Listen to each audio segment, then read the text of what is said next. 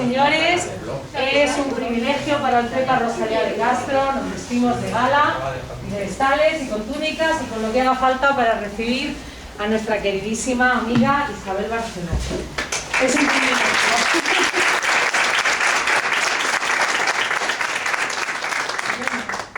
Y esto de llevar el mantón es un homenaje a Lucrecia Borgia, que presumía de sus orígenes valencianos y le gustaba ir a la moda española. Así que, aprovechando que es la última novela, ensayo publicado, que de esto hablaremos, pues os presento a Isabel. Es una escritora extraordinaria, de novela histórica, de ensayo histórico y una mujer que se ha comprometido con la deuda que tenemos con la voz de muchas mujeres que han sido olvidadas, sobre todo en la historia de Roma, ¿verdad? Bueno, Isabel nació en Sax, en Alicante, vive en Valencia, tiene un currículum muy intenso. Os leo un dato muy importante: en el año 2004 le fue concedida por el Ministerio de Asuntos Exteriores la beca Valle Inclán para una estancia de 6 meses en la Real Academia de España en Roma. Y de ahí ella se empapó, se impregnó de ese mundo donde encontró, o mejor dicho, no encontró el nombre de las mujeres que habían participado en la fundación de Roma y dijo, bueno, ¿esto qué es? Y uniendo este amor por Roma al rescate de esta deuda histórica y literaria que tenemos con tantas mujeres y a darle voz a personas y personajes que se han visto privados de ella, como por ejemplo Clodia, de la cual solamente conocíamos su historia a través de Catulo y durante siglos ha sido difamada. Bueno, menos mal que ya Isabel Barceló le dio voz. Os voy a presentar aquí una serie de libros. Yo conocí a Isabel Barceló a través de un blog literario en esa época de esplendor de los blogs. Yo era y soy Elena Clásica y conocí a Isabel Barceló, Isabel Romana para mí siempre, y me enamoré de su literatura y de la persona. Porque en cuanto le quise preguntar algo, consultar, hacer algún comentario, me encontré una persona tan cercana y con ese afán de divulgación sobre todo.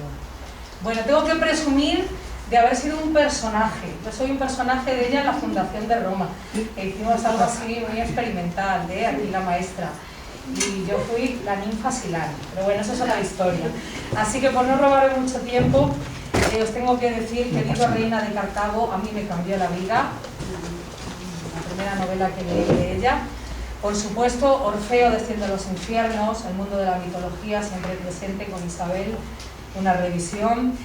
La muchacha de Catulo, esta es la voz que ella le da a Clodia, que la conocíamos a través de Catulo, un poeta maravilloso, pero que bueno, por despecho de amor se dedicó a ponerla de vuelta y media durante siglos, y esa es la memoria que nos ha llegado. Bueno, menos mal que ha tomado la palabra Clodia en este libro. Es la dulce lesbia, ¿no?, con el nombre poético. Os presento, por supuesto, Mujeres de Roma y Lucrecia Borgia, que son los ensayos históricos sobre los que nos va a hablar hoy especialmente. No le quiero robar mucho más tiempo, pero tengo que leer algo que me hizo estar también presente en la literatura. Es que fijaos qué dedicatoria me hizo Isabel para el libro de la muchacha de Catulo. Me dijo: me alegra muchísimo haberte encontrado, Elena, dijo la noble Clodia. Te he visto entre la multitud y tu presencia me ha dado ánimos para enfrentarme a Catulo. Viva tú, Isabel Barceló, muchas gracias. Es un privilegio conocerte.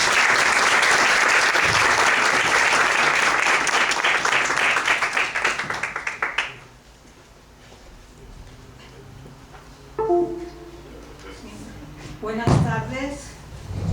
Muchas gracias a todos ustedes por estar aquí, aunque yo quiero empezar agradeciendo a vuestra profesora Elena Pascual, entrañable Elena Clásica, poeta y persona de grandísima sensibilidad, el esfuerzo que ha hecho y el entusiasmo que ha puesto para que pues, el Ministerio de Cultura hiciera factible también que celebráramos este encuentro, que tampoco habría sido posible, desde luego, sin la dirección de este centro, de su director y de todo el personal de dirección. Yo les quiero invitar esta tarde a dar un breve paseo conmigo por la ciudad de Roma, y a descubrir en ella las huellas de algunas mujeres del pasado, mujeres cuyas experiencias nos interesa todavía conocer, son unas positivas y otras negativas, pero ello nos permite también comprender de una manera más cabal el pasado y también el presente. Y son mujeres sobre las cuales pues es muy difícil encontrar textos escritos, ¿no? Información en libros de historia, ni en guías, ni nada. Les hablaré en primer lugar de un momento crucial en la historia legendaria de Roma. Una vez Rómulo fundó en la colina del Palatino la ciudad de Roma de manera ritual, se encontraron con que no tenían mujeres jóvenes con las cuales tener hijos, con lo cual él y sus hombres decidieron raptar a las hijas de sus vecinos, que eran las Sabinas, mediante una trampa que no les voy a revelar ahora. Lo cierto es que consiguieron su propósito y cuando al cabo de aproximadamente 2 años los padres y los hermanos de ellas que se habían preparado, se habían entrenado con las armas, decidieron ir a Roma para rescatarlas. Entonces, cuando ellas una mañana se levantan y miran al valle que hay a sus pies y ven un ejército formado por sus propios familiares, ruegan encarecidamente a sus maridos que no se entren en combate con ellos, pero no les prestaron ninguna atención. Así que cuando en el valle que hoy llamamos Valle del Foro, y ahora luego veremos,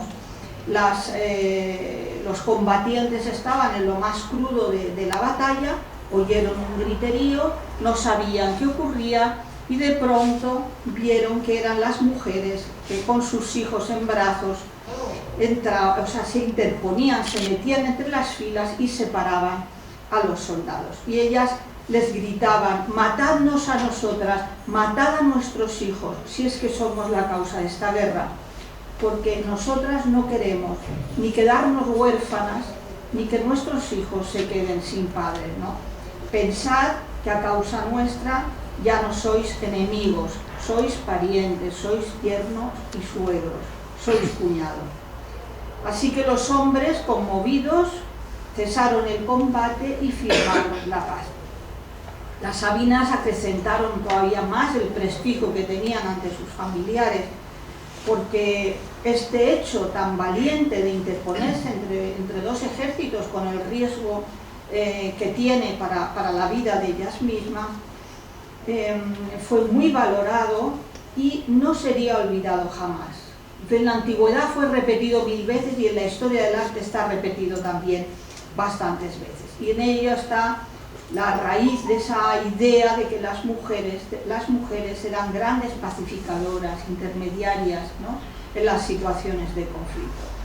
De hecho, todos los años en Roma, el 1 de marzo, se celebraba una fiesta en honor a la diosa Juno Lucina, y en ella los maridos hacían un regalo a sus esposas como recuerdo y homenaje a las antepasadas Sabinas, cuyo prestigio heredaron las matronas romanas, es decir, las mujeres casadas. Y sin embargo, esa historia, tantas veces repetida, ha caído francamente en el olvido.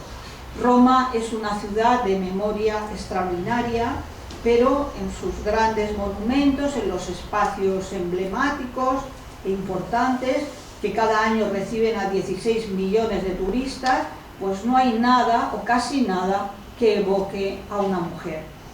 Así que quienes visitan aquella ciudad, que fue cuna de la civilización romana, de la cual nuestra civilización occidental es deudora, pues deben sacar la conclusión de que allí no hubo mujeres nunca, ¿no?, sino que aquello fue una construcción, la civilización aquella una construcción exclusivamente de varones.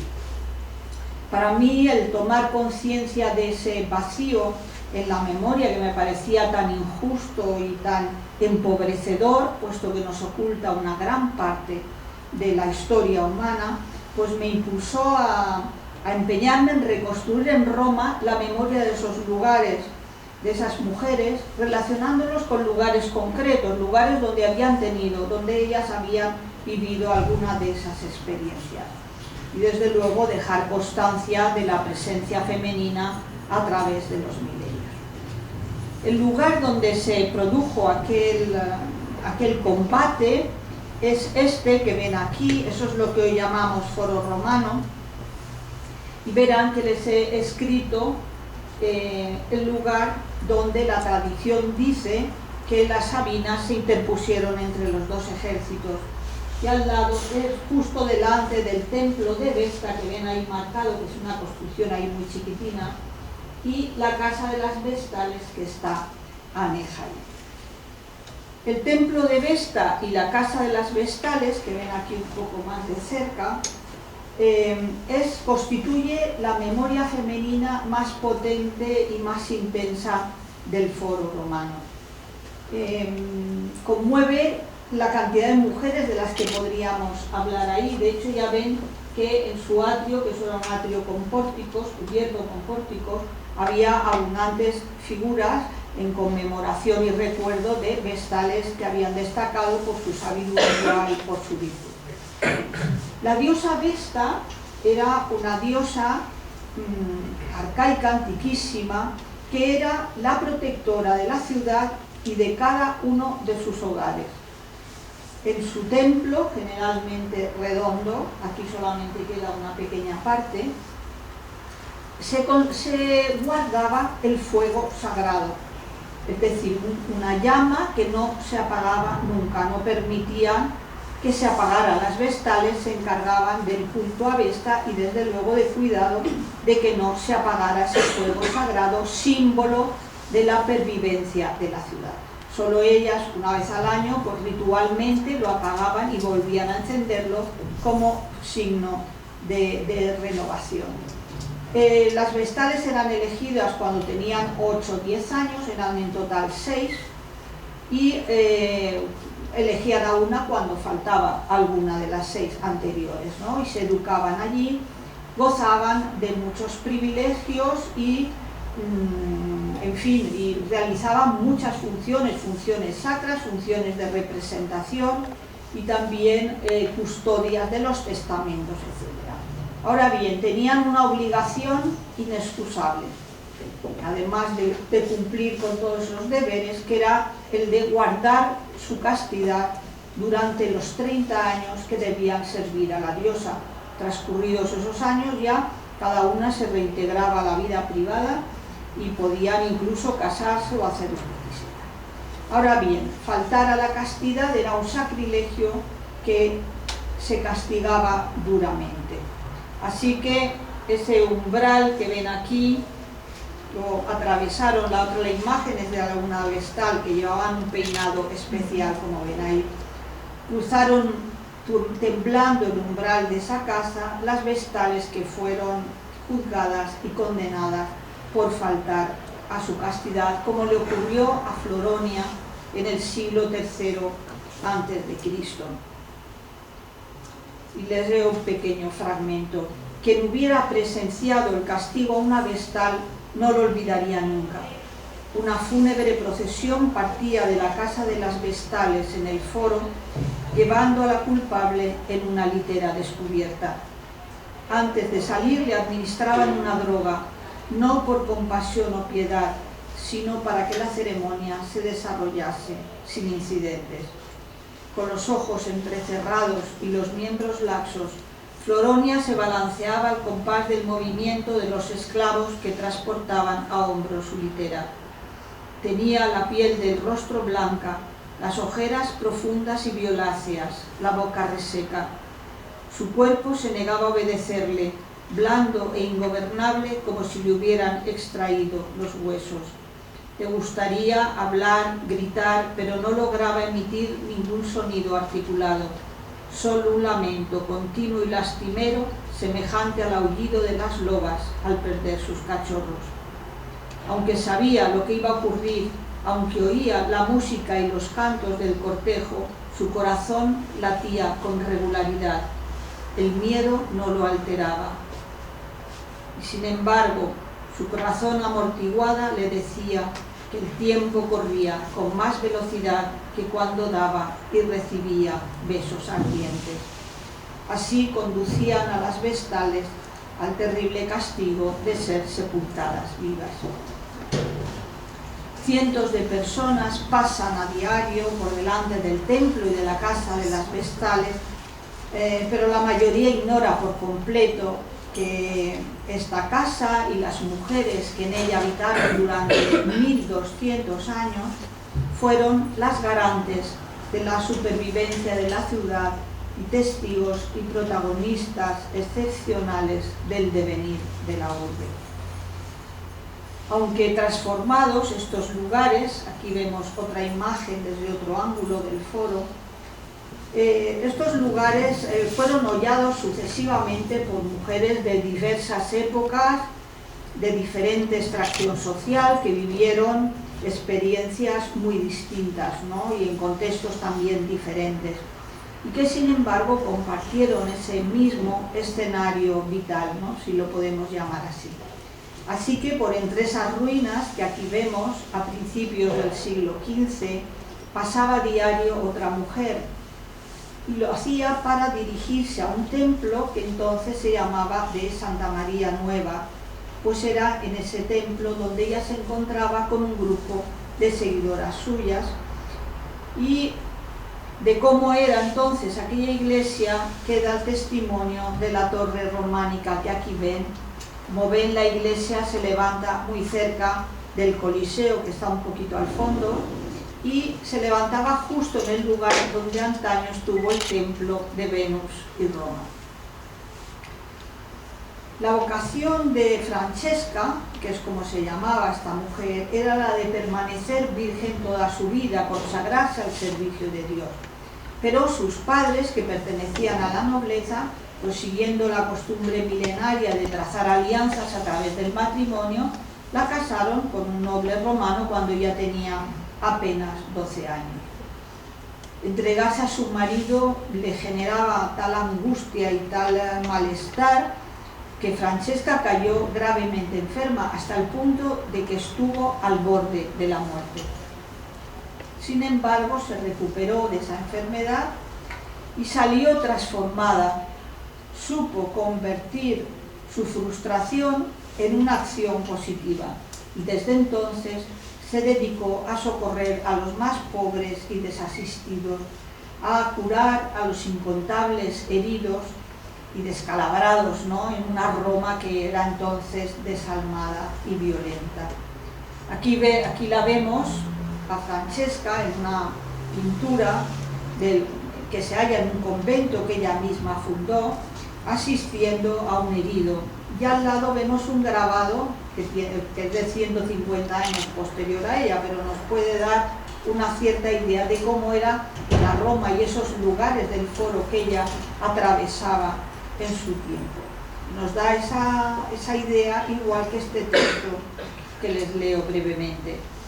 Francisca vino al mundo una mañana de 1384, en una época en la cual la miseria y la violencia eran las reinas de Roma.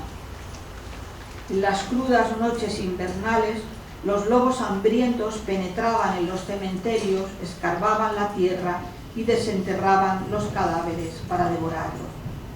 No les faltaba comida, porque en aquella ciudad venida menos, la existencia humana carecía de valor. El instrumento más usado por ese pueblo de campesinos, pastores y señores no era la azada, ni el silbato, ni las leyes, sino el cuchillo, mucho más expeditivo que las palabras para zanjar los problemas. La vieja urbe, antaño capital del mundo, se sometía al imperio del más impaciente, del más rápido y hábil en el manejo de las armas. Antes se encontraría en sus calles a un asesino o a un ladrón bien adiestrados que a un médico. Esta degradación se producía en parte porque los papas habían abandonado en Roma, se habían instalado en Aviñón y durante 75 años dejaron la ciudad, que era una ciudad gobernada por los papas, la dejaron pues abandonada a su propia suerte, que ya ven que fue más bien terrible. En 1413 una gran epidemia de peste asoló Roma y se llevó consigo a 2 de los 3 hijos de Francesca. Ella improvisó un hospital en su casa familiar, donde acogió a los enfermos, pobres, miserables que no tenían quien cuidase de ellos. Realmente Francesca fue como un corazón entre las piedras en aquella ciudad que no tenía sentimientos. Dicen de ella que fue las manos que curaron Roma, que humanizaron aquella ciudad. Por ello sus conciudadanos le concedieron el título, el apelativo de romana. Y desde 1608, y seguro que esto ustedes no lo sabían, Santa Francesca Romana es la patrona de Roma. Por lo que hablábamos, pensamos en Roma y pensamos en San Pedro y San Pablo. Y de esta mujer que tuvo esa capacidad transformadora y humanizadora de aquella sociedad, pues la conocen los romanos, que le tienen una enorme devoción. Pero el resto, pues ni sabíamos que existía, ¿no?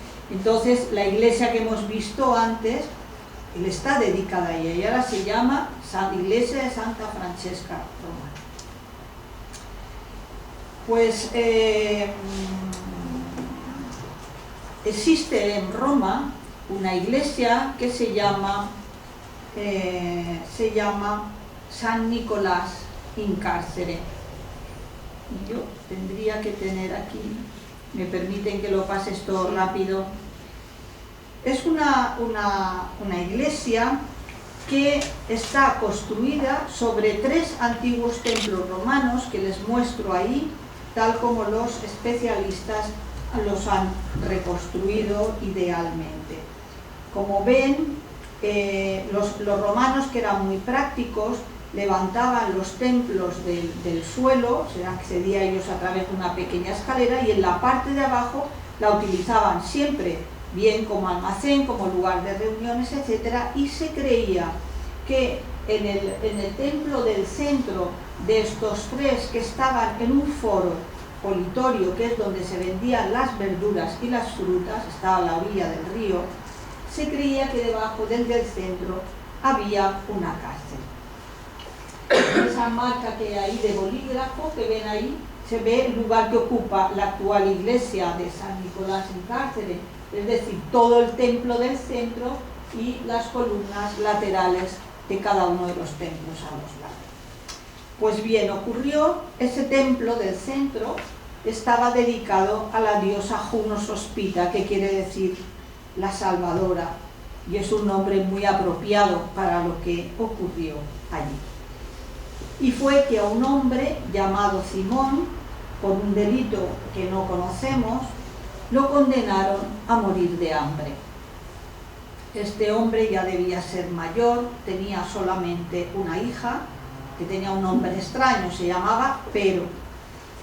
Y esta era muy joven, se había casado hacía menos de un año y acababa de ser madre. La hija acudía a diario a visitar a su padre y sufría lo que ya pueden ustedes imaginarse, de ver el sufrimiento de aquel hombre y verlo como cada vez estaba más agotado, más incapaz, más dificultoso incluso de moverse, y aguardando un fin terrible, ¿no? De pronto ella empezó a visitarlo 2 o 3 veces al día, y los guardias de la cárcel pues le registraban las ropas y tal, para asegurarse de que no le llevaba comida. Pero lo cierto es que vieron que pasaba el tiempo y dijeron, bueno, este viejo como es que no se ha muerto ya, ¿no?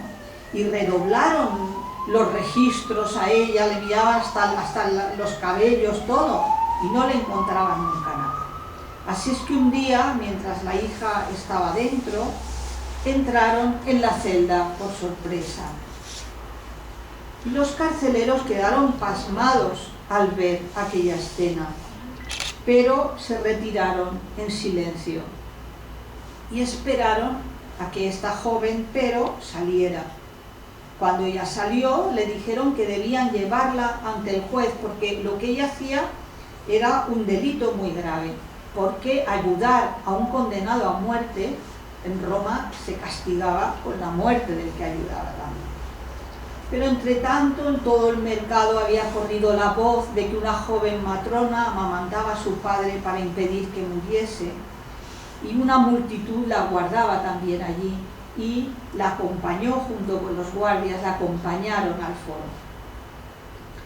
Un juez que estaba celebrando un juicio interrumpió para atender ese caso tan extraordinario y determinó que semejante hija no merecía la muerte y que tampoco merecía la muerte un hombre que había sabido educar a su hija en una virtud semejante, ¿no? Así que ambos quedaron libres de culpa y desde luego en libertad.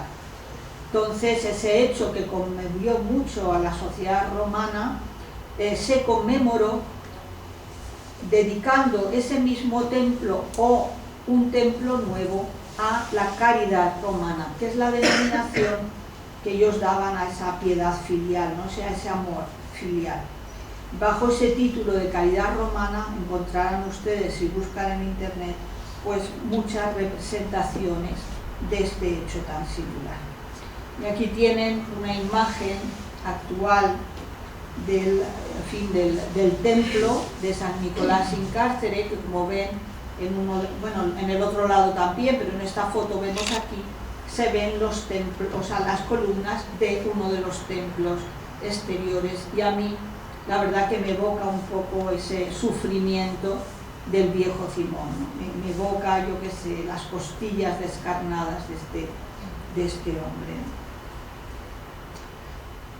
Pero bueno, volvamos al principio, a los orígenes de Roma, y tenemos a estos dos hijos del Dios, dos niños, dos gemelos que están siendo amamantados por una loba, y la verdad que uno se extraña y piensa, bueno, pero ¿cómo es posible, ¿no?, que en ese icono que es universalmente conocido, no aparezca una mujer, ¿no? Realmente lo piensas, aparece una fiera. Pues esos niños eran hijos del dios Marte y de una vestal de la ciudad de Alba Longa, que era una ciudad que se encuentra en los montes albanos y a la cual pertenecían las colinas y los valles que hoy son Roma.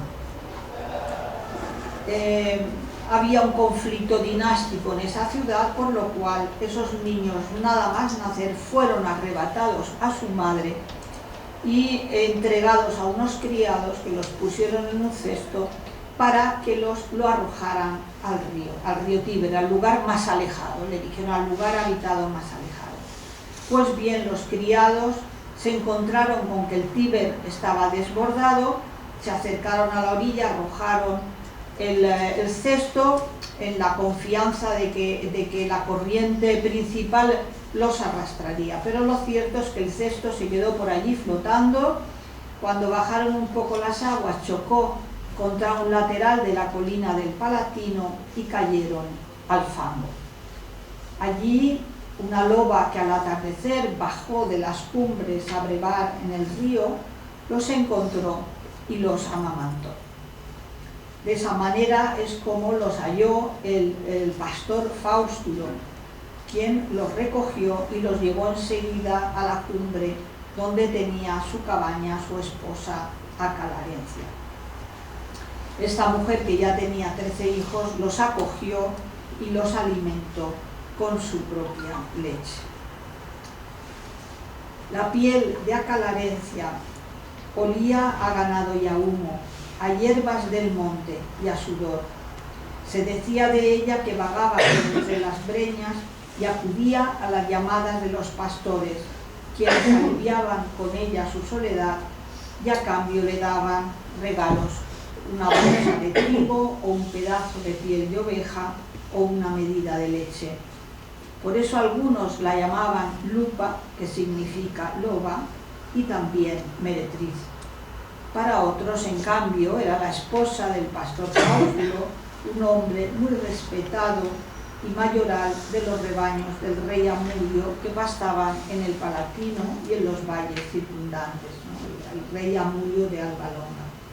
En cualquier caso, Aca vivía en la soledad de los campos, apartada de la convivencia cívica de una ciudad. crió como propios a los niños del cesto y no le contó a nadie en qué circunstancias los encontró Faustulo. Era un prodigio demasiado grande, una señal inequívoca del favor de los dioses, y temía la envidia de los demás pastores. De no haber gozado de protección divina, los gemelos no hubieran sobrevivido a las acometidas del Tíber, de las fieras, del hambre y del frío. En la cabaña que van a ver aquí, ¿no?, en lo alto de la colina del Palatino, debajo de aquellos árboles que se ven al fondo, estaba la cabaña, que era, como se ve aquí, ese esqueleto, ¿no?, la cabaña de Acalarencia y Faustulo, que es la cabaña donde se criaron los gemelos Rómulo y Remo, y también donde el propio Rómulo, cuando ya se hizo adulto, fundó la ciudad de Roma. De manera que yo creo que podemos decir con orgullo que antes de que se fundara Roma ya vivía allí una mujer que podemos llamar por su nombre, era una mujer solidaria. Roma no es un patrimonio exclusivo de los varones. La cultura, la civilización, el progreso de los pueblos es el resultado del trabajo conjunto de todos, son creaciones de todos, hombres y mujeres, y es exigible que a nosotras las mujeres nos sea reconocida esa verdad tan elemental, pero al mismo tiempo tan profundamente oculta. Yo creo que bastan estos pocos ejemplos que les he puesto para dar una idea del trabajo que he realizado para recuperar esa memoria histórica de las mujeres que vivieron en Roma, y que no nos olvidemos han sido los modelos de conducta positivos y negativos de las mujeres actuales y siguen siéndolo. El libro abarca, que lo tienen ustedes aquí en la biblioteca del centro, abarca un arco temporal muy amplio, desde la fundación legendaria de Roma en el siglo VIII a.C.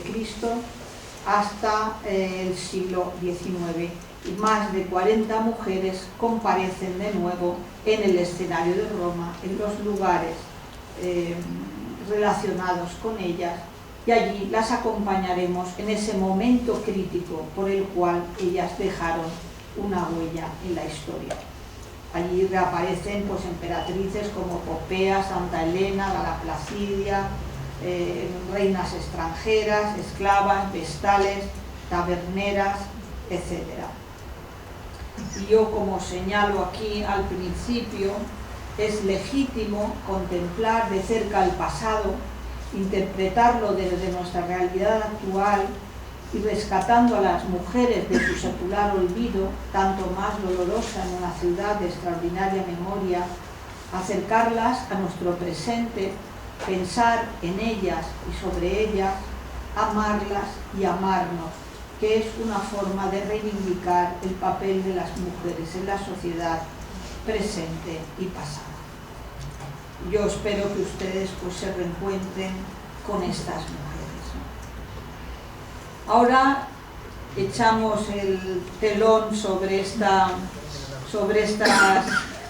mujeres, sobre esta obra, y nos adentramos en otra obra que está recién publicada y de la cual también tienen ustedes ejemplares en el centro. Se trata de una biografía divulgativa de Lucrecia Borgia, que vivió a caballo entre el siglo XV y el siglo XVI, vivió en Italia. Ella era hija de un valenciano, que fue el cardenal Rodrigo de Borgia en italiano, que se convertiría en papa y tomaría el nombre de Alejandro VI.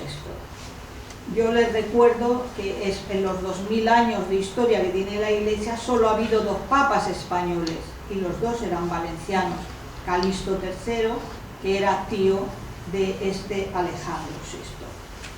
En esa época que ellos vivieran era muy común tener hijos naturales. Todos los grandes señores tenían hijos naturales, los criaban en sus propios palacios con sus hijos legítimos y no eran ni menos queridos ni gozaban de menos derechos que aquellos otros.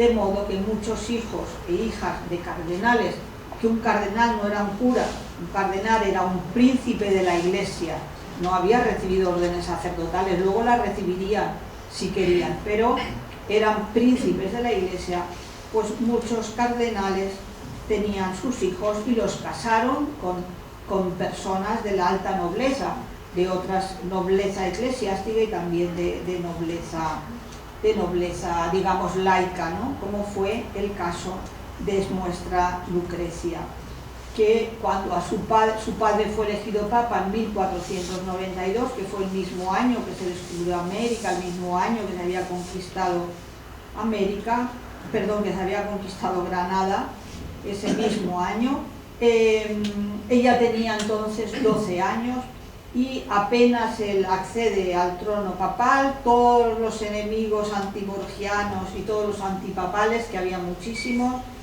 pues tejieron en torno a esa familia una leyenda negra en la cual Lucrecia quedó también involucrada. Aunque el mayor daño se lo produjo el escritor Víctor Hugo en el siglo XIX, cuando creó una obra de teatro con el nombre de ella, Lucrecia Borgia, la hizo protagonista y creó el paradigma de la mujer fatal, esa mujer que arrastra a los hombres inevitablemente a la perdición, ¿no? Y la retrata como una mujer incestuosa, lasciva, despiadada, que envenenaba a sus amantes una vez satisfecha su pasión. Así que esa obra teatral y la ópera del mismo título que se compuso a continuación, pues han calado de tal manera en el imaginario popular que si buscan ustedes en internet verán que el nombre de Lucrecia Borgia sigue siendo hoy un sinónimo de depravación, pero nada más alejado de la realidad histórica. Una realidad histórica que emerge de los documentos y todas estas cosas que están ahí y que se pueden consultar. Les muestro un fresco muy bonito en el que se llama La disputa de Santa Catalina ante el emperador Maximino, y se cree que la Santa Catalina está inspirada en la figura de Lucrecia. Es obra del pintor Pinturicchio y se encuentra dentro de las estancias, los apartamentos Borgia en el Palacio Apostólico del Vaticano, hoy los museos vaticanos, ¿vale? Es las únicas dependencias que tienen nombre de un papa, todas las demás tienen otros nombres, esta es la única.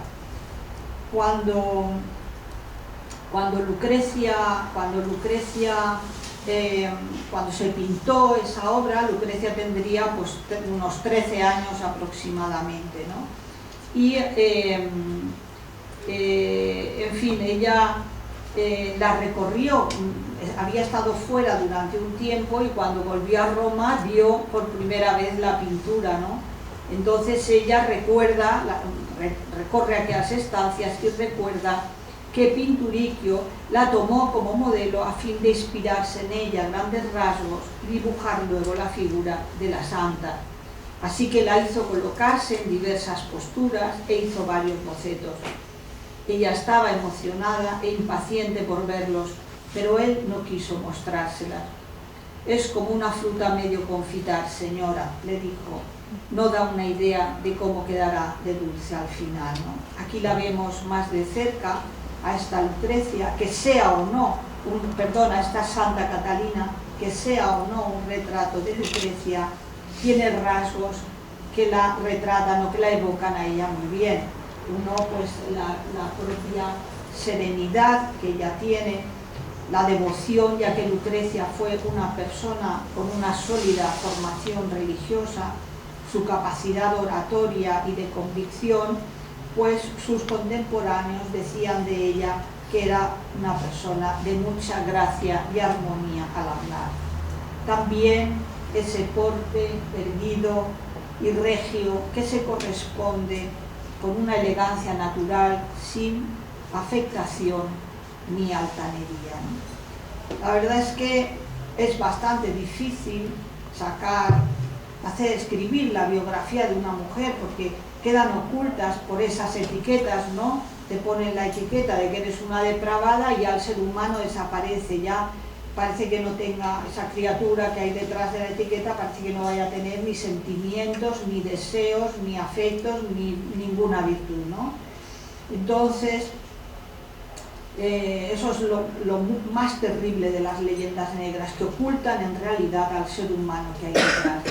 El reto, pues, es descubrir quién fue Lucrecia, cómo vivió ella, los acontecimientos felices y desdichados que jalonaron su vida, cuál era su carácter, a quién amaba, por quién fue amada, a qué riesgos estuvo expuesta y cómo los afrontó.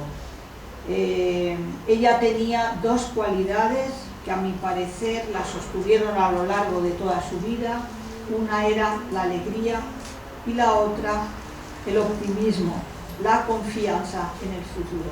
Ella desde luego amaba muchísimo a su familia de origen, a sus hermanos, a su padre, era el ojito derecho del Papa.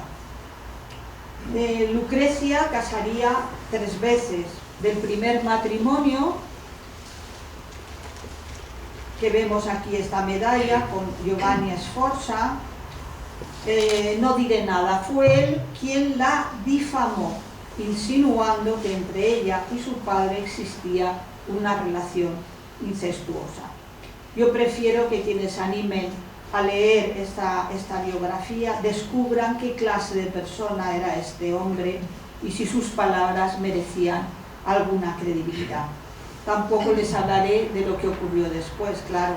Su segundo marido fue don Alfonso de Aragón, duque de Vísteri y príncipe de Salerno, que era nieto, hijo natural, hermanastro y sobrino de 4 reyes de Nápoles, lo cual nos hace pensar que en la Casa Real de Nápoles habían perdido el juicio a casar a un miembro de tan real familia con Lucrecia, o no se creía ni una palabra de las difamaciones que circulaban sobre ella. Él tenía 1 año menos que su esposa, así que al casarse tenían él 17 y 18 años de edad. Y me van a permitir que les haga una pequeñita lectura del día siguiente de su boda. Bendito sea el año, el punto, el día, la estación, el lugar, el mes, la hora y el país en el cual su deliciosa mirada se encadenó al alma mía.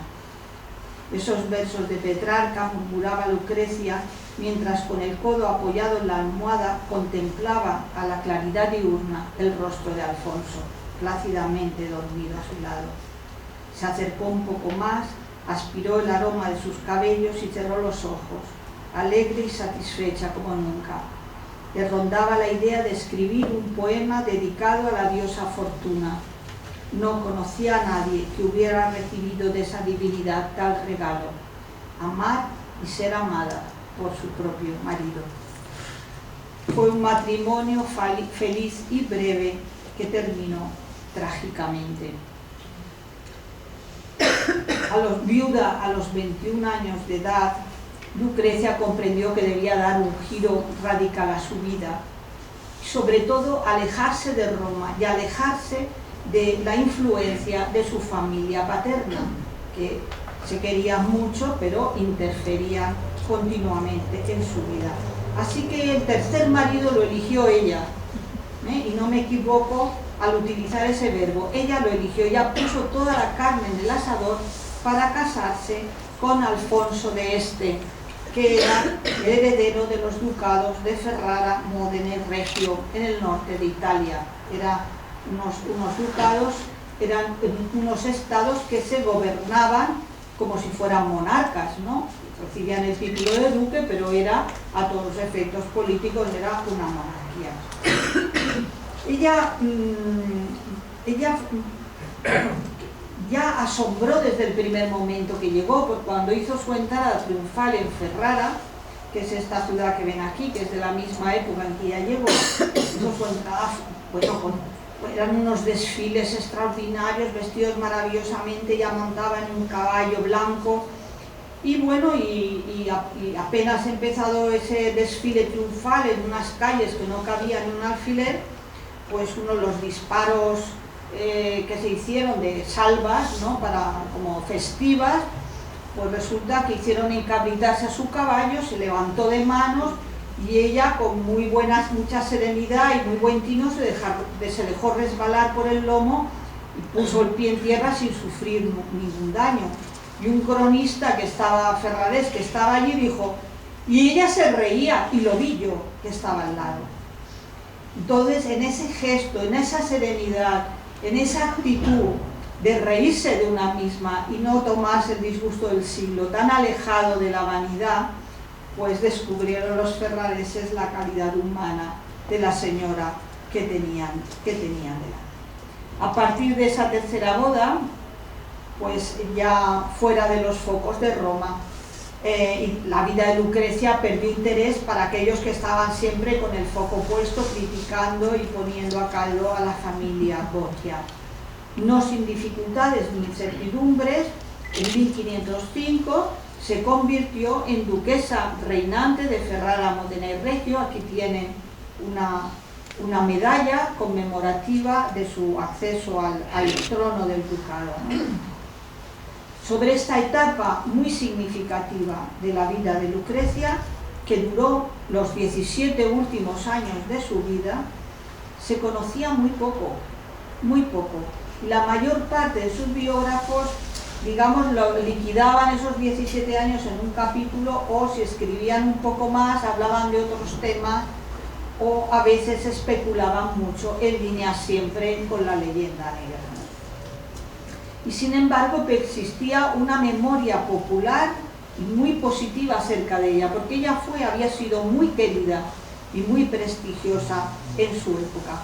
Lo que pasa es que se intuía que Lucrecia no era aquel monstruo de perversión ni aquella mujer desalmada, pero tampoco se encontraba un hilo del que tirar para construir otro relato diferente.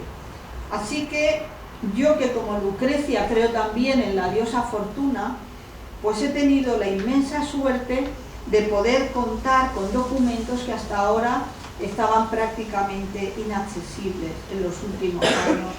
En los últimos años en Italia se han hecho, sobre todo los territorios que ella gobernó, se han hecho muchas y muy valiosas investigaciones sobre ella que arrojan una luz nueva sobre ella. Y a mí eso me ha permitido nutrirme pues de auténticas joyas, entre ellas sus inventarios de su ropa, ¿no?, que nos permite saber pues lo que vestía, la ropa que llevaba la española, el calzado valenciano, los saragüés que llevaba, que son esos pantalones plisados de los huertanos, y que ella vestía, ¿no?, los tenía de raso, carmesí y brocado de oro, o sea que nada similar a los huertanos, pero que era típico de allí. Y vestía a la española, y da muchas pistas porque hay muchas anotaciones, pero sobre todo para mí los documentos más valiosos han sido las más de 700 cartas escritas, dictadas por ella, que han llegado a nuestros días y que se conservan en diversos archivos e instituciones de todo el mundo, ¿no? Lucrecia escribió miles de cartas porque era la forma natural no solo de comunicarse, sino de dar órdenes, de relacionarse con sus parientes, de dar información, y ahí no hay trampa ni cartón, porque eso sí que corresponde a la vida cotidiana, ¿no?, a resolver las cuestiones del día a día, tanto las cuestiones de gobierno como las cuestiones, digamos, domésticas, ¿no?, de ella. Entonces, de la lectura de esas cartas y de otros documentos también, que se escribían entre otras personas, otras crónicas, etcétera, emerge una Lucrecia sorprendente, inesperada, inteligentísima, solar. Una Lucrecia que se describe a través de sus propias palabras, de sus decisiones y acciones. Solamente les voy a poner un ejemplo. En el verano de 1505, cuando era ya duquesa de Ferrara, y ya se hallaba en la ciudad de Módena, que ese era uno de sus ducados, y estalló una peste, una epidemia. Y esto es lo que ella le escribe a su marido. Se ha descubierto la peste en la casa de los Valentini aquí. Incluso ayer por la noche murió en otra casa una niña llamada Margarita Corredina, y un tal Esgoria, barbero, y un Pedro, padre de Tomás Grata, en casas distintas. Y hoy se han encontrado infectadas otras 2 mujeres. Juzguen ustedes mismos qué clase de persona es esta duquesa que escribe esa carta, porque nadie sabrá nunca con exactitud quién era esa Margarita Corredina, ni el barbero que llamaban Esgoria, ni ese Pedro Grata que perdió a su padre en aquella epidemia que era de peste bubónica, que fuera terrorífica, no tenía salvación. Son nombres de personas sencillas que solo conocemos porque Lucrecia los consignó en una carta. Yo creo que en estos pequeños detalles se revela qué clase de persona era Lucrecia, una mujer para quien las víctimas no eran un número, sino personas que habían sufrido, que habían causado a sus familiares el dolor de la pérdida, ¿no?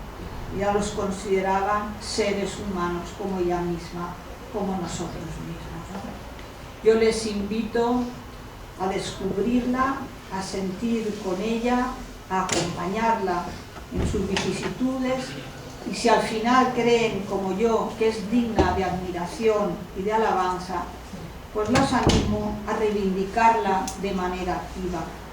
Yo creo que ya va siendo hora de que los españoles en general, y también he de decir los valencianos en particular, ¿no? Porque desde ahí de donde ella procede, nos sintamos orgullosos, muy orgullosos de Lucrecia Borgia, que fue, desde luego, la valenciana más universal del Renacimiento y posiblemente de todos los tiempos. En fin, nada más, muchas gracias por su atención y creo que he terminado.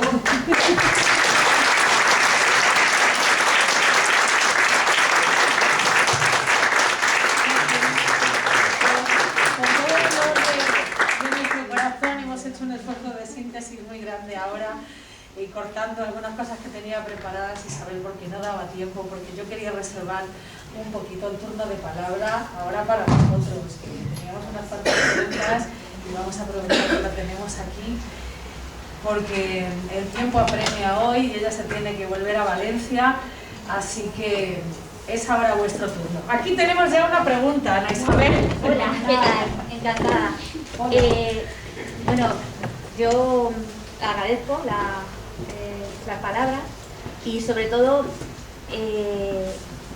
saber de todos los libros que ha escrito cuál es el que más la ha marcado.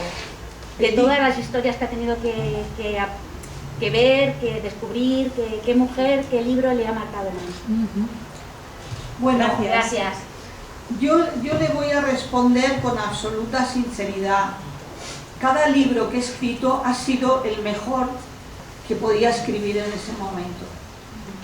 Creo que como todo ser humano tenemos la capacidad de aprender más, de esforzarnos más y el siguiente hacerlo un poquito mejor que el anterior.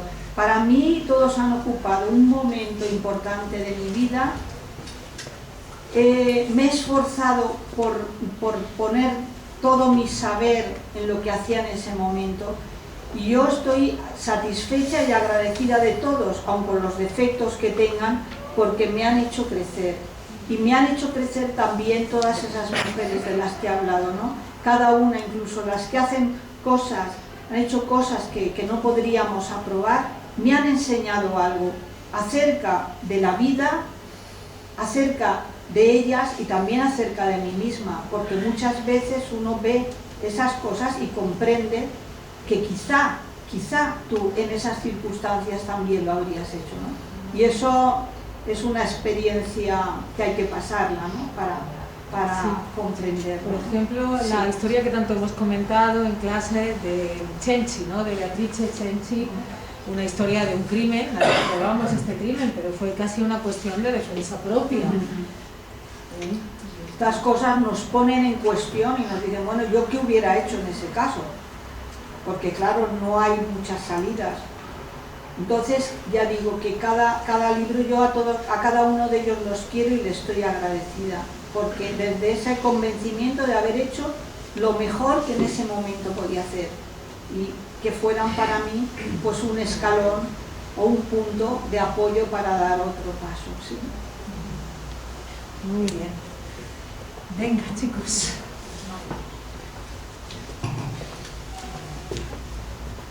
¿Quién se anima? Venga, por aquí. Mi Lucrecia Borgia, de primero B. Yo la llamo Lucrecia, que con este cabello así tan rubio y con su afán de colaborar siempre, yo la tengo rebautizada Lucrecia de primero. Muy bien. Vale, yo también quería preguntar, bueno, son dos preguntas, pero van en el mismo concepto, que muchas gracias por la actividad, por cierto. ¿A qué edad empezaste a escribir y qué fue lo que te llevó a inspirar para decir, le pusiste un aviso de esto, yo quiero dar a conocer lo que ha llegado a pasar? Son esas dos preguntas. Sí, ¿a qué edad y qué fue lo que Pues mira, yo te digo, yo he escrito desde que era muy pequeña, desde que tengo memoria yo he escrito mis pequeños diarios, no sé qué, y me ha gustado siempre escribir y escribir bien, intentar hacer lo que escribía que fuera algo, no sé, que me resultara satisfactorio desde el punto de vista estético, que fuera bello. Pero yo soy una escritora que ha publicado muy tardíamente.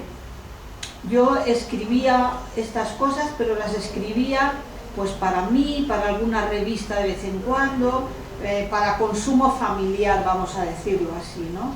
Yo en realidad, en la primera obra que escribí con intención de publicarla fue precisamente esta de Mujeres de Roma, de la que les he hablado, ¿no? Lo escribí con la intención de publicar, porque quería hacer un viaje a Roma y pensé, bueno, quiero escribir algo sobre este viaje, sobre esta ciudad.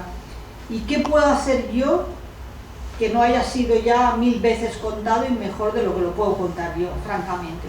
Pero bueno, pensando, digo, bueno, y sí busco las huellas de las mujeres, ¿no? Y es precisamente en esa búsqueda de las huellas cuando te das cuenta de lo difícil que es, ¿no?, encontrar algo sobre las mujeres y todas estas cosas.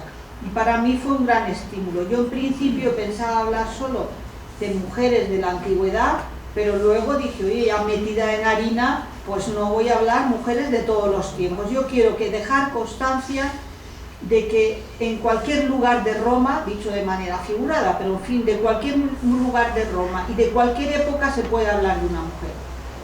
Eso es lo que quería demostrar que era factible, ¿no? Sin embargo, cuando una vez ya disfruté de una beca, tenía el libro terminado y me encontré con un muro que a ningún editor le interesaba publicar ese libro. Ay, es que tantas mujeres, no hay, porque escriba usted una novela. Bueno, yo he escrito lo que quería escribir, ¿no? Así es que este libro de Mujeres de Roma ha estado 12 años esperando la oportunidad de ser publicado, 12 largos años. Miren, por si así es que cuando dice heroísmo, intrigas y pasiones también se refiere a mí, ¿eh? Al heroísmo mío y a mis pasiones.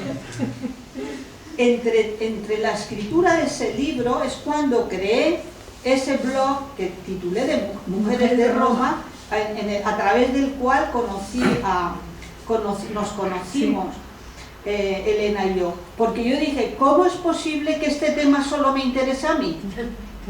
Seré la única persona en el mundo a la que le interesa eso. Y entonces empecé a escribir el blog, pero un poco porque digo, no, vamos a ver qué pasa.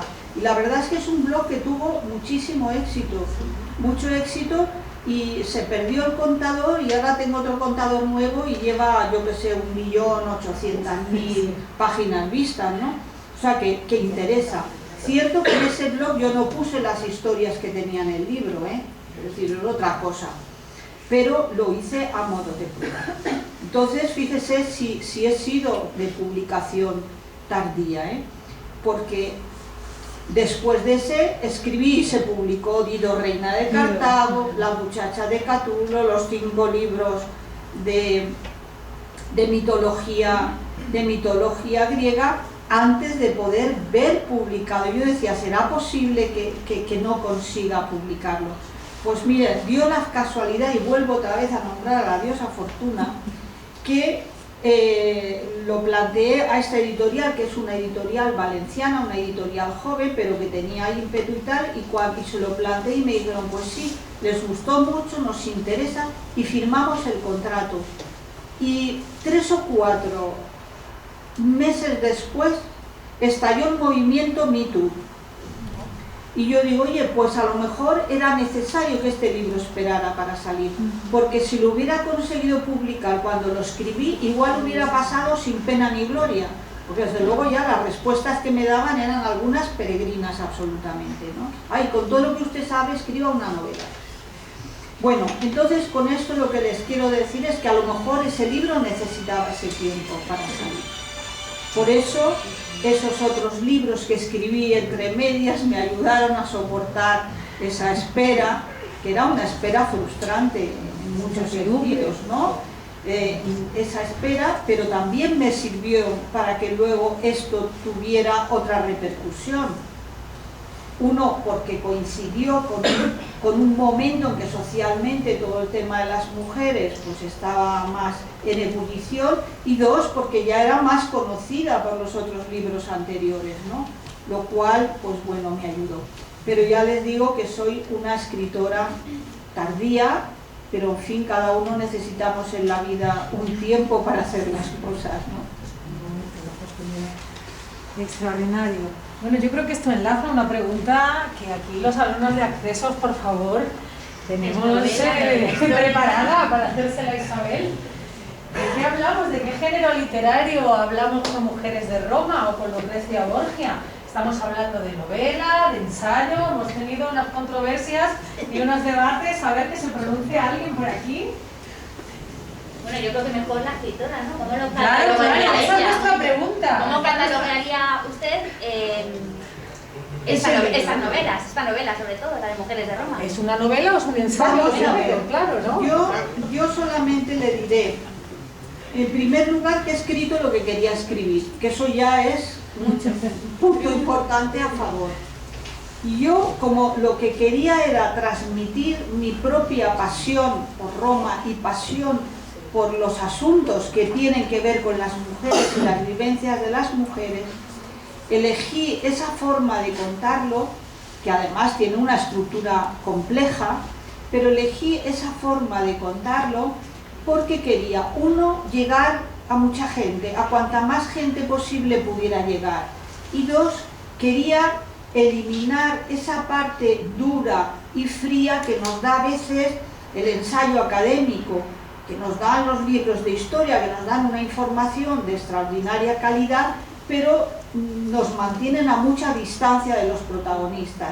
Por eso yo utilicé esa fórmula puramente literaria, no tan ensayística, de acompañar a esas mujeres en ese momento para intentar comprenderlas, comprender sus razones, comprender por qué toman unas decisiones y no otras. Y esa es la parte que podríamos decir ficcional de esa obra. Es esa pequeña ficción que nos permite aproximarnos a ellas psicológicamente y darnos cuenta de que eran seres humanos como nosotras, que sus acciones, por lejanas que estén en el tiempo, las podemos comprender. Muchas no las aprobaríamos, pero comprenderlas sí que las podemos comprender. De manera que yo diría que es un género híbrido. Diría que es un género híbrido. Yo diría, es ensayístico en la medida en que, digamos, utilizo una información de primera calidad, vamos a decirlo así, que utilizo también mis propios sentimientos ante lo que yo estoy viendo, ante lo que a mí me sugieren los lugares en los que estoy, etc. Y utilizo esas armas de la literatura, de la empatía, etc., para podernos aproximar a ello. Es un debate interesante que se plantearía exactamente igual con Lucrecia Borgia. Yo prefiero llamarlo ensayo divulgativo, en contraposición al ensayo académico, que es más de datos. Ensayo divulgativo, ensayo por lo que tiene de importancia y de calidad la información que doy, y divulgativo en el sentido de aproximarlo por la prosa y la manera de contar esas pequeñas ficciones, para aproximarlos al público a quien yo lo dirijo, que es un público amplio. De todos modos, si les sirve también de orientación, por el libro Mujeres de Roma ganó el premio de la crítica de la Comunidad Valenciana en 2019 en la modalidad de ensayo. No me cabe duda de que seguro que el jurado discutiría si es un ensayo o no es un ensayo. Yo, para mí, así lo denominaría, un ensayo divulgativo, un ensayo con esa vocación, porque en nuestro país hay, digamos, una cierta tradición que ya, pues oye, se busca romper, ¿no? Que es la tradición de que el ensayo tienda a ser un poco aburrido. Cosa que no hacen los ingleses, por ejemplo, los americanos, que hacen ensayos y le dan mucha importancia a la prosa, al cuidado, a cómo lo cuentan, de qué manera lo cuentan. Pero no es el caso habitual en el panorama español. Entonces, pero bueno, esa es mi opción. Luego ya supongo que caben, pues eso, opiniones muy diversas, ¿no? Venga, por allí. Hola. Osune. Quería preguntarle a qué cree que se debe que todas estas mujeres de las que habla, se las haya enmudecido o se las haya tergiversado en sus historias. ¿A qué se debería este hecho?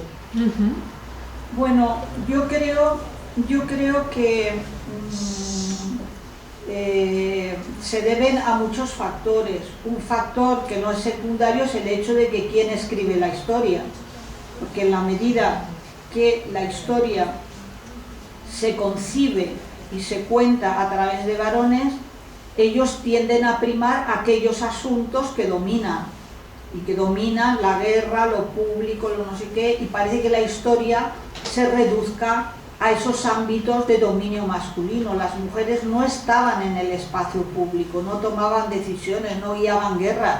Pues si lo que privilegiamos es la guerra, las decisiones del Senado, etcétera, pues ahí las mujeres no pintan nada. En ese sentido es en el que yo decía al principio que conocer la historia o conocer nuestro pasado bajo ese prisma exclusivamente es muy empobrecedor, porque nos perdemos la otra mitad del mundo y los hechos de esa otra mitad del mundo. Porque vamos a ver, es que a veces tenemos que hacer preguntas tan elementales como esta. ¿Tiene más valor matar que dar la vida? Entonces, ¿por qué hemos de ocultar lo que las mujeres que dan la vida hacen, sus hechos, sus sentimientos, lo que para ellas tiene significado, el cuidado, lo que sea en cada época? Porque las mujeres también han hecho muchas cosas muy diversas, ¿no? ¿Por qué tenemos que dejar olvidado todo eso y dedicarnos solo a las guerras y contar todos los muertos que hemos infligido al enemigo, ¿no? Esto es una forma de hablar un poco simplista. Yo espero que me lo acepten por dar una cierta claridad a lo que digo. Luego, pues, ¿qué pasa? Que todos los hechos de las mujeres no se les da valor. Como no se les da valor, ¿para qué lo voy a recoger? Yo les reto a ustedes a que se lean cualquier historia de Roma, a ver si encuentran hechos de las mujeres ahí. Pues en la época arcaica, al menos 5 veces las mujeres salvaron a la ciudad del desastre. Es decir, que de no haber sido por esa intervención femenina, pues quizá Roma hubiera desaparecido y no estaríamos hablando ni el idioma que ahora hablamos. No lo podemos saber. Pero si yo no doy valor a la capacidad de las mujeres para ir y pedir al enemigo piedad y compasión para que no ataquen su ciudad y que ese enemigo se avenga a no atacarla, si a eso no le doy valor, no, porque lo han hecho unas mujeres, si hubiera sido un embajador el que lo hubiera conseguido, no, estaría perfecto. Lo han hecho las mujeres, pues no se les da. Pero no se les da importancia ahora, porque en la antigüedad bien que los escritores antiguos lo recogían. Yo no me lo he sacado de la manga, vienen los historiadores antiguos, ellos lo cuentan y le dan un valor, y ellas en su momento recibieron sus premios. del Senado, sus premios, pues no sé, el derecho a ser despedidas con un funeral público, por ejemplo, o la elevación de un templo, lo que ellas quisieran, ¿no? Y ellas decían, no, pues queremos que se dedique un templo a la diosa Fortuna de las mujeres, que había ya un templo a la fortuna viril, ¿no? Pero todo eso ha ido desapareciendo con el tiempo, y cada vez más los historiadores posteriores, pues bueno, todo eso lo han dejado fuera. Los historiadores, los novelistas y un gran etcétera, ¿no? Y por otra parte, pues bueno, a ninguna de las personas que estamos aquí se nos escapa pues que hay una visión muy patriarcal de la sociedad, y por lo tanto pues eso también influye, no lo podemos negar. Yo creo que no ha habido la voluntad de preservar esa otra visión del mundo. Yo, perdón. Sí, la pregunta. Isabel. Es que, a colación de la pregunta de la compañera, en el año 2000 conoce Roma, Sí. Se empapa de la cultura, escribe sobre las mujeres de Roma. Se habla de premios aquí en España, pero ¿y los premios en Italia? El Ministerio de Exteriores, el Ministerio de Educación, ¿ellos saben, entiendo que sí, de la existencia de estos libros, de estas mujeres que han salvado Roma? En ningún momento, no sé, Italia le ha hecho algún premio, si es verdad. Las tentativas que he hecho han fracasado.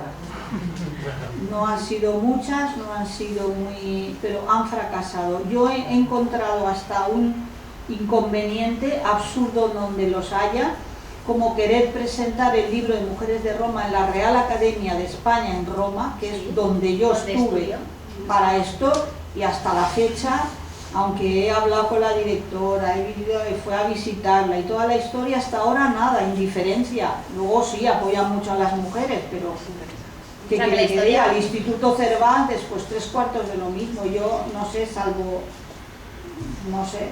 Además el Instituto Cervantes es un, sí, de el peso. Instituto Cervantes, sí. Sí, no sé qué hubiera pasado, porque la Generalitat Valenciana sí que quería promover, no mi libro, todos los libros que habían recibido premios en aquel año, hacer una promoción internacional, pero el problema que surgió fue la pandemia. La pandemia cortó de raíz pues toda posible, ¿no? Yo el premio lo recibí en 2019, o sea, se publicó en el 2018, me dieron el premio en el 2019, y en el 20 era toda esa promoción internacional que ya no pudo hacer. O sea, se hicieron folletos y todo, pero ya no pudo tener lugar porque ya no pudimos circular por ninguna parte. Yo es una espinita que tengo clavada, pero bueno, es normal. Seguiré teniendo paciencia, heroísmo y manteniendo la pasión. Lo único que me falla más es lo de la intriga. Hay gente que a lo mejor sabe hacerlo mejor que yo. No, quizás también tenga su propia intriga, no Sí, lo sabemos. Sí. Muy bien. Por ahí tenemos una pregunta, me parece. Sí. Hoy, Juan. ¿En qué te basaste y por qué llamamos mujeres de Roma? ¿A qué te viene el nombre? ¿Cuál es el hilo conductor, ¿no? del libro? Pues yo le diré, como ya les he comentado que escribí el libro y no encontraba quien me lo publicara, decidí abrir un blog, y lo decidí un poco impulsivamente. Dije, bueno, pues voy a abrir un blog a ver qué pasa, si es que solo soy yo. Y entonces en el momento de abrirlo dije, ¿qué título le voy a poner? Y puse pues Mujeres de Roma, ya está. Puse ese título. Entonces cuando ya tuve oportunidad de publicarlo, pensé, ¿por qué voy a mantener otro título cuando yo ya soy conocida en determinadas redes? Soy conocida por ese blog de Mujeres de Roma. Entonces es cuando decidí poner al libro ese título que tenía el blog y le añadí ese subtítulo de heroísmo, intrigas y pasiones, ¿no? Pero esa fue la razón de que pusiera. El contenido del libro siempre ha sido el mismo, mujeres, mujeres en esa ciudad, y mujeres recordadas en el lugar concreto que tuvo que ver con ellas en la piel de esa ciudad, ¿no? Muy bien. Venga. Que luego lo que me va a decir, me quedé con las ganas de... Sí, a ver, Rocío. vemos las atrocidades que viven, cómo la aguantan estoicamente, tal. ¿Realmente eso es porque las educan desde chiquititas a tú, pase lo que pase, te tienes que aguantar y tirar para adelante? Porque es que ahora mismo a día de hoy es inconcebible que aguantes a un violador, a un secuestrador y que le defiendas. O sea, entonces, ¿realmente las mujeres eran preparadas desde chiquititas a aguantar de los hombres lo que viniera? Porque si no, ya te digo, actualmente es como, es que no lo entiendo. O sea, ¿cómo soportaban eso? Pues mire, con ello. Esta mañana planteábamos la pregunta de Grecia. Yo le voy a responder brevemente porque ya estamos ya llegando al final. Les pido disculpas, pero es que tengo que coger un taxi para poder llegar a la estación. Así es que si me ven salir corriendo, no crean que es por otro motivo que por ese. Bueno, yo le diré, pensemos en nosotras mismas, qué educación hemos recibido.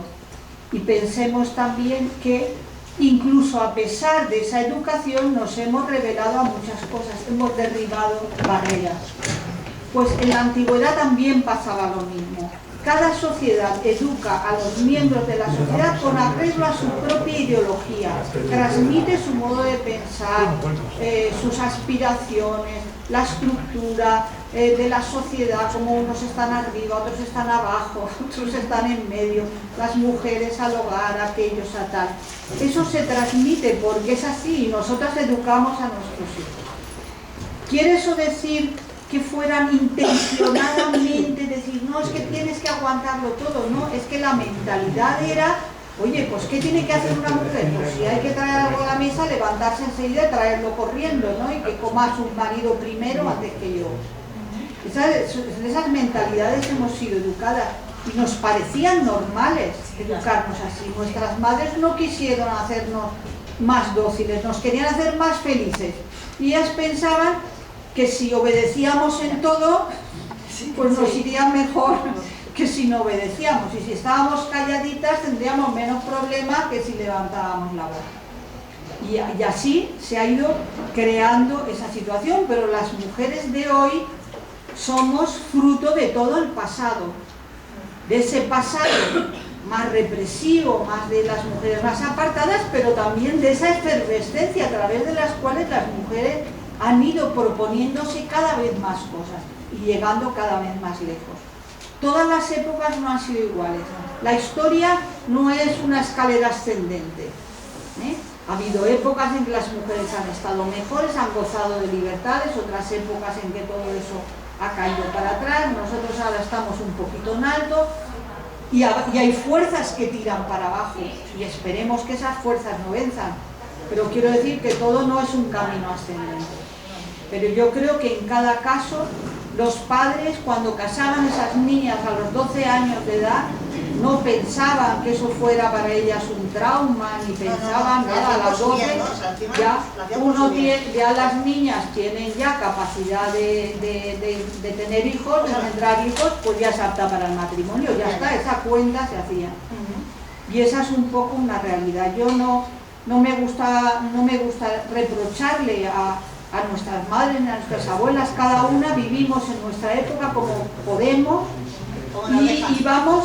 y vamos derribando barreras que nos pone la cultura de nuestro tiempo. Pero ¿qué pasa hoy con las mujeres afganas o qué pasa con las que viven en África? ¿Qué pasa en tantos países sudamericanos donde el comportamiento con las mujeres es brutal? Sí, ya. Pues ahí me temo que cada generación y en cada lugar y en cada espacio tenemos una lucha y hay que librarla por nosotras y por las que vienen detrás de nosotras. Pero bueno, conocer lo que han hecho nuestras antepasadas es siempre un faro, aunque hayan hecho cosas erróneas. Un faro como Isabel Barceló.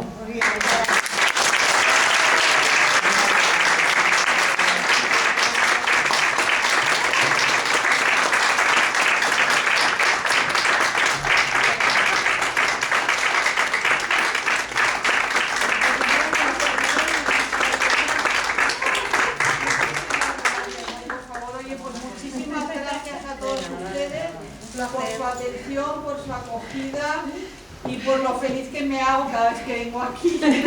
Y espero poder venir en más ocasiones. Muchas gracias.